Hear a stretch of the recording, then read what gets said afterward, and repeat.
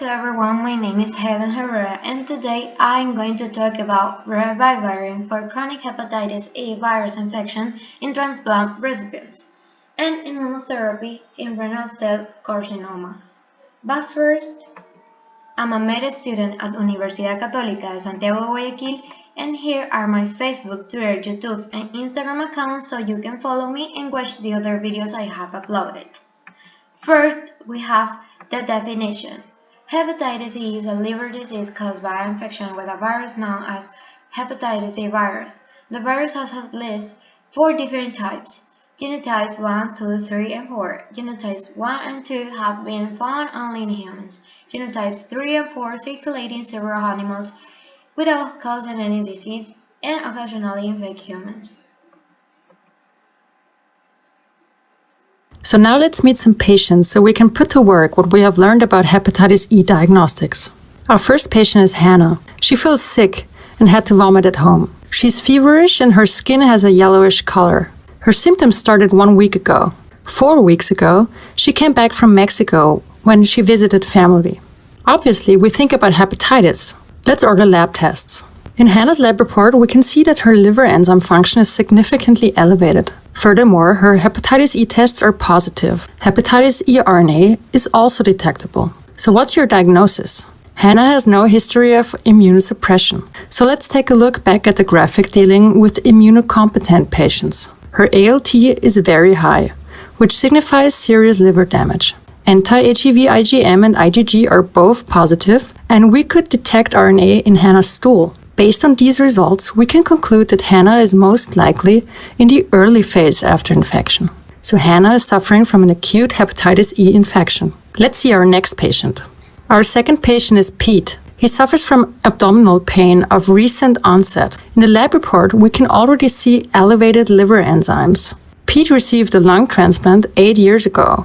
Currently, he is on immunosuppressive therapy. Furthermore, he tells us that he's a passionate hunter. Based on Pete's history, we include hepatitis E screening in our lab report. We can see that his liver enzyme function is significantly elevated. His anti-HEV antibodies are negative. However, the lab detected HEV RNA in Pete's stool. What does that mean? Since we know that Pete is taking immunosuppressive medication, we should consider this in interpreting his lab results. We know that immunocompromised patients can have problems producing antibodies to the virus. So in Pete's case, it is essential to measure RNA. His lab report shows elevated ALT levels as a sign of liver damage, but negative antibody tests. However, there is RNA detectable in his stool. Pete is suffering from an active, ongoing HEV infection. Based on the laboratory findings, we cannot determine when Pete was infected. It may have been recently or more than 6 months ago. However, it is not important to know that. What is important is that Pete gets appropriate treatment and follow-ups. Congratulations! Now you can handle hepatitis E lab results. So I hope you liked this video. Applications in medicine. Hepatitis C virus is an icosahedral, non-developed, single-stranded RNA virus that is approximately 27 to 34 nanometers in diameter. It has been classified as a single member of the genus Hepavirus in the family Hepaviridae. The antiviral drug Ribavirin can clear chronic hepatitis A virus in solid organ transplant recipients. Researchers reporter.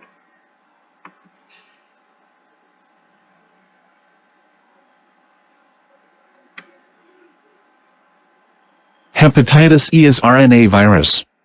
Spread by the fecal-oral route. Incubation period 3 to 8 weeks. Common in Central and Southeast Asia, North and West Africa, and in Mexico. Causes a similar disease to hepatitis A, but carries a significant mortality, about 20% during pregnancy. In general, hepatitis E is a self-limiting viral infection followed by recovery. Prolonged viremia or fecal shedding are unusual. In acute infection, IgM antibodies to hepatitis E virus are positive. Does not usually cause chronic disease. A vaccine is currently in development, but is not yet in widespread use. Thank you for watching. For more videos, Pros and cons. Pros. In rare cases, acute hepatitis E can be severe and result in fulminant hepatitis, acute liver failure. These patients are at risk of death. Fulminant hepatitis occurs more frequently when hepatitis E occurs during pregnancy. The positive thing is that ribavirin is a general antiviral that inhibits replication of many RNA and DNA viruses. It has long been used to treat hepatitis C along with pegylate interferon alpha, and now several direct-acting anti-HCV agents. The cons. Negative is that ribavirin is a safe treatment option for HCV infections. However, the optimal dose of ribavirin for the treatment of chronic hepatitis C remains to be determined as treatment failure may occur.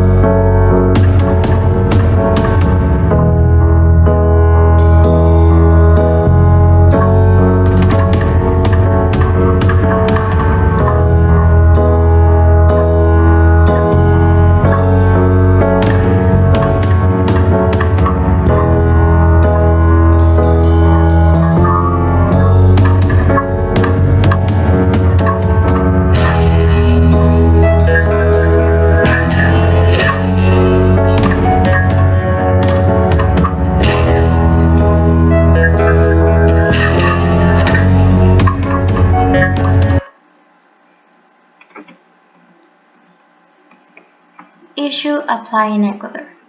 Every year there are an estimated 20 million HIV infections worldwide, leading to an estimated 3.3 million symptomatic cases of hepatitis E. Ecuador is not an endemic country for hepatitis, as is the case with Peru and Brazil. However, despite the fact that the national rate is less than 8%, it is believed that there could be people who suffer from hepatitis, but they have never been diagnosed for not having sought timely medical attention.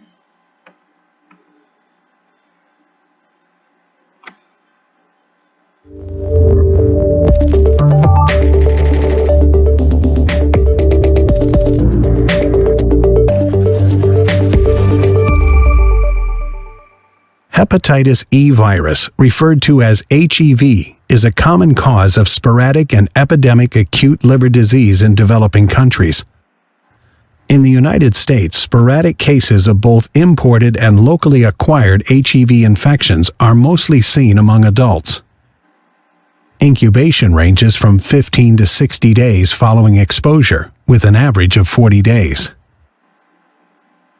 Liver enzyme elevation, as shown in blue and labeled ALT for alanine aminotransferase, usually occurs 4 to 5 weeks after exposure to HEV and persists for 3 to 13 weeks.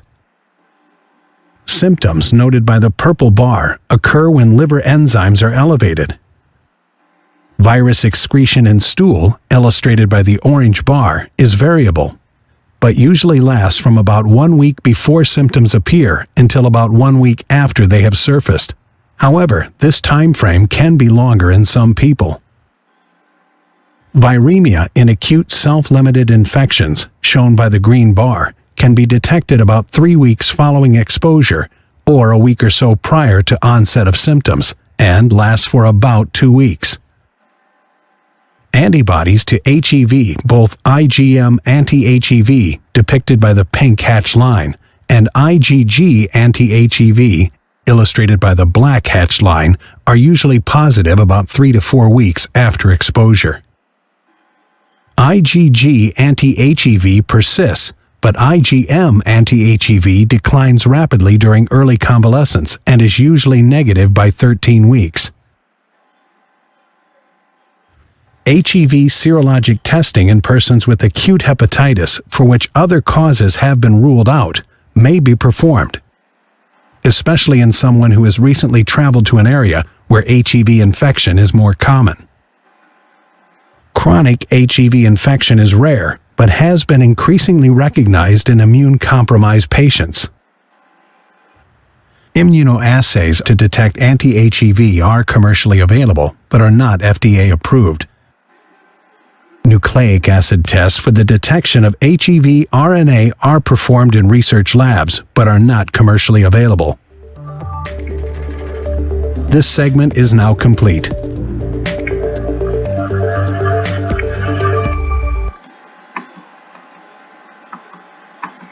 Conclusion. In conclusion, Ribavirin as monotherapy may be effective in treating chronic HEV infection.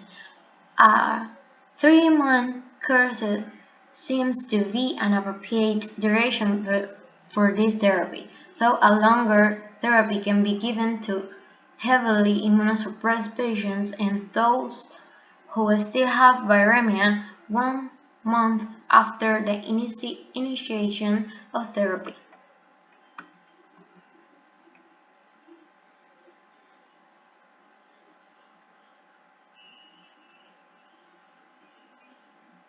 El virus de la hepatitis E es un virus que se transmite también por aguas contaminadas, alimentos contaminados en formas epidémicas y que siempre hemos considerado que estaba fuera de nuestro país, de Europa, que lo cogía la gente cuando iba a la India o cuando iba a México. Pues no, ahora sabemos que ha vivido con nosotros siempre y que es una causa de enfermedad que al haber desaparecido las otras, cada vez la vemos con más frecuencia. Y tiene la particularidad de que hay animales que son portadores del virus, como fundamentalmente el cerdo, el jabalí u otros, y por lo tanto en el manejo de esos alimentos crudos o la toma de esos alimentos puede ser fuente de infección. Normalmente es benigna, aunque cuando coge a alguien que tenga ya otra hepatitis puede ser grave, y hoy día existe ya vacuna para este virus, pero que no tiene una amplia difusión en nuestro país, solamente en algunas partes del mundo. Now we continue with immunotherapy in renal cell carcinoma. First, the definition. Renal cell carcinoma is the third urological cancer, representing 3% of all cancer in women and 5% in men, with an incidence of around 400,000 cases worldwide. Clear cell renal cell carcinoma represent the vast majority of RSCC, around 75%. The other histologies mainly encompasses papillary 20% and chromophobe RCC 5%. The other entities are very rare, including translocation associated RCC, medullary RCC, and collecting dot carcinoma. The histological entities, based on distinct pathological features, present different molecular alterations.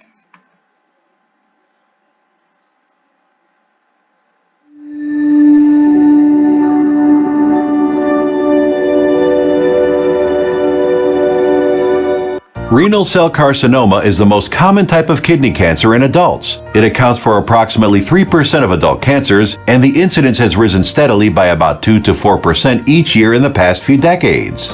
It is effectively a collection of different types of tumors, each derived from the various parts of the kidney cell and displaying salient genetic characteristics, histological features, and, to some extent, clinical picture. When it metastasizes, it has the tendency to spread to the lymph nodes, lungs, liver, adrenal glands, brain, or bones. While the exact cause of renal cell carcinoma is unknown, there are risk factors that increase the chance of developing it, such as smoking, high blood pressure, family history of kidney cancer, and obesity. The chance of developing renal cell carcinoma increases with the age, and males have double the chance of having it compared to females. In a lot of patients, this cancer may not produce any symptoms for most of its course. Only about 10% of patients present with the classic triad of flank pain, blood in the urine, and lump in the abdomen. Other signs and symptoms may include unexplained weight loss, fever, night sweats, weakness, fatigue, nausea, and high blood pressure. Renal cell carcinoma is associated with a number of paraneoplastic syndromes, which are conditions caused by either the tumor hormones produced by the tumor or by the body's attack on the tumor. In about 20% of these patients, paraneoplastic syndromes are present, such as high blood calcium levels, high red blood cell count, high platelet count, and deposition of amyloid protein in one or more organ systems. To diagnose renal cell carcinoma, signs and symptoms and past medical history play significant roles. Based on the symptoms and signs, a range of biochemical tests are considered to provide sufficient diagnostic clues. Kidney imaging is vital, mainly consisting of ultrasound, CT scanning, and MRI scanning of the kidneys. Biopsy of the suspected kidney mass helps confirmation of the diagnosis. To evaluate the extent of cancer spread, PET scanning is the standard imaging modality. The therapeutic approach to renal cell carcinoma is guided by the stage or degree of tumor spread, pre-existing medical conditions, and overall health and age of the person. The principal treatment options for renal cell carcinoma consist of surgery, immunotherapy, and targeted therapy. Partial or complete removal of the affected kidney is the standard treatment for localized renal cell carcinoma. Immunotherapy, or biologic therapy, works by boosting the body's immune system to help destroy cancer cells. Cytokines are the artificially engineered versions of natural proteins that activate the immune system, and the ones most often to treat kidney cancer are interleukin-2 and interferon alpha. The targeted therapy works by blocking growth of the new blood vessels that nourish cancer cells or downplaying important proteins in cancer cells that help them grow, or both. Clinical response rates with chemotherapy, either monoagent or combination, are usually less than 15%. Renal cell carcinoma is not very sensitive to radiation, and radiation therapy is more often used to palliate or ease cancer symptoms in case of cancer spread. For more information about list of experts, Applications in medicine. Mechanisms of resistance with ICI can be primary or innate and secondary or acquired. Identifying biomarkers is a key to better select treatments, reduce cost, and improve survival in patients with metastatic kidney cancer. However, the limitations of the mass study biomarkers PD-L1 and immunochemistry and TMB make necessary the identification of robust markers. New technologies could help in this purpose.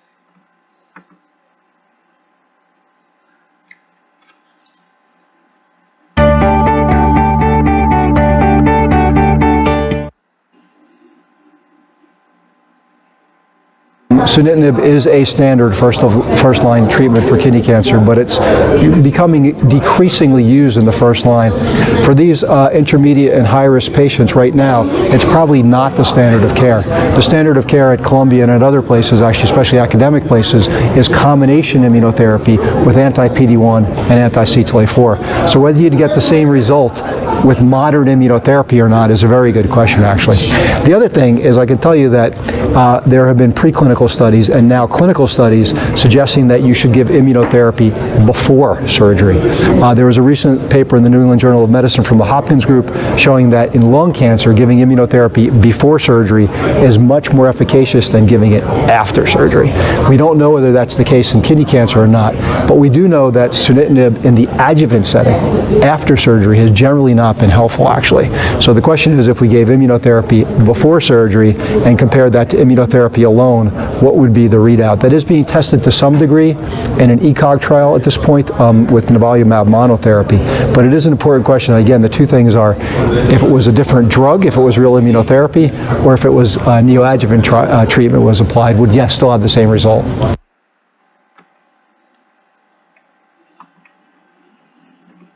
Pros and cons.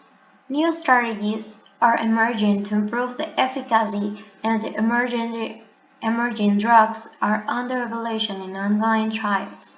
With the different treatment options, there is an urgent need to identify biomarkers in order to predict the efficacy of drugs and to better stratify patients.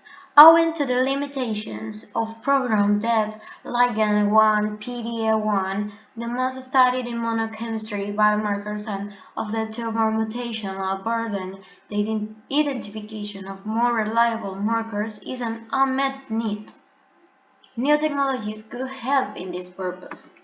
And the cons, the prognosis is poor. 30% of patients are metastatic of diagnosis, and almost 30% of the remaining patients will develop metastasis detected during the follow-up. And the anti-angiogenics and target immunotherapies led the treatment to remodeling, emphasizing the role of the tumor microenvironment. However, long-term responses are rare with a high rate of resistance.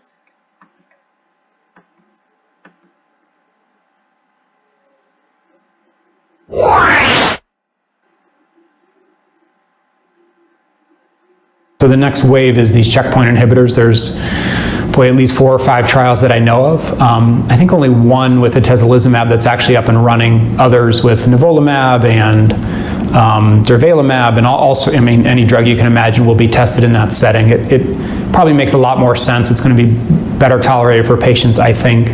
I think probably has the potential to extend overall survival, which would be ideal, which we haven't done to date, even with S-TRAC. And so we'll have those results in many years, but I think probably if we're sitting here in 5 to 10 years, we'll be talking about those drugs as standard of care.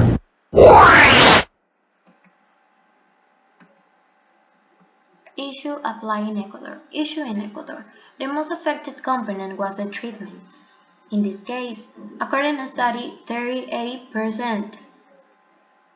78% of doctors perceive that there is not adequate medicine in the Ecuadorian market, and more than half of the idea that technology is still insufficient. 15% of professionals have not yet been managed by a medical oncologist.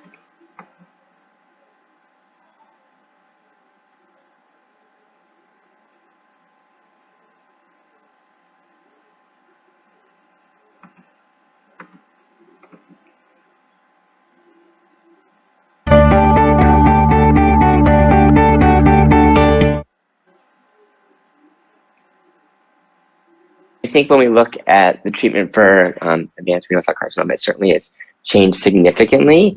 In past several years, renal cell carcinoma doesn't respond to traditional cytotoxic chemotherapy, and we had the advent of the first target therapies with the VEGF TKIs, over now, I guess, close to 15 years ago, that really showed an improvement in progression-free survival. And then for a while, that was the mainstay. And then, back in 2017, we saw the first data showing that immunotherapy has a role in the frontline treatment, with the presentation of that for Nivo and Ipi showing improvement in overall survival in immune poor risk versus sunitinib. And then since then, we've had other VEGF IO combinations with both axitinib pembrolizumab and axitinib aducanumab approved by regulatory agencies, given, in the case of axi-pembro, improvement in overall survival and progression-free survival versus sunitinib in all patients in the kind of risk group, and with axi-avelumab improvement in progression-free survival. And so, there's a wide variety of options to offer our patients now, with, I think, TKI monotherapy being used less and less, given this data, and both, Nivo, Ipi, Axi, Pembro really becoming a new standards of care, given the overall survival benefit in patients with renal cell carcinoma.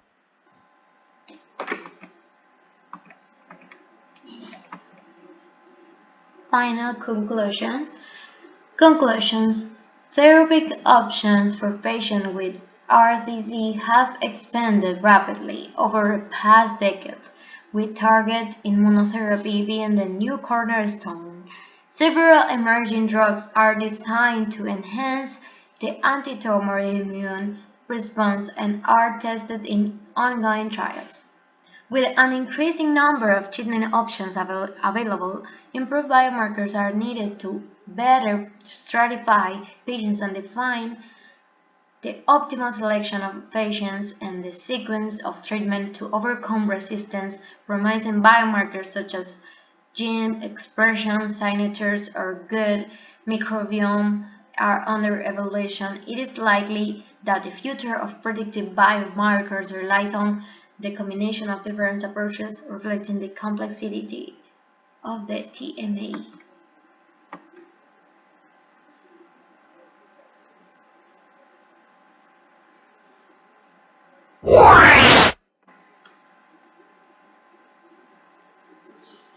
So the things are clearly evolving for several years now, but especially since last ESMO, where we had the results of nivolumab versus everolimus randomized phase 3 study, which demonstrated that in patients who fail 1 or 2 VEGF-targeted therapy, there is a role for IO, immuno-oncology, and namely nivolumab.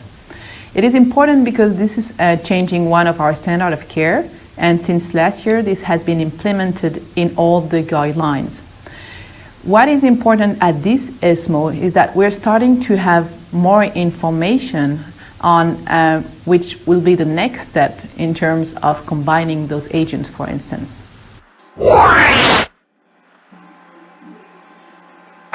Thanks for watching this video.